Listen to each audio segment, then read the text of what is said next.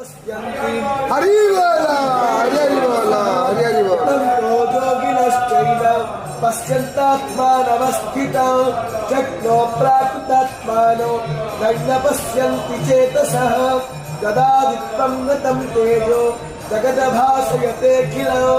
यच्छं रामसि यच्चाग्नो तत्तेजो विद्धिमामगो कामाविश्वच भूतानि धारयादहमोजसा उष्णामीचौषधी सर्वा सोमभूत्वा रसात्मकः अहं वैश्वानरो भूत्वा प्राणिनं देहमाश्रितः प्राणपानः समायुक्ता पचमन्यं चतुर्विधौ सर्वश्च चाहं हृदि सन्निविष्टो मतस्पतिज्ञानपपोहनं च वेदैश्च सर्वैरहमेव विद्यो वेदान्तकृद्वेदविदेव चाहो द्वावैमो पुरुषो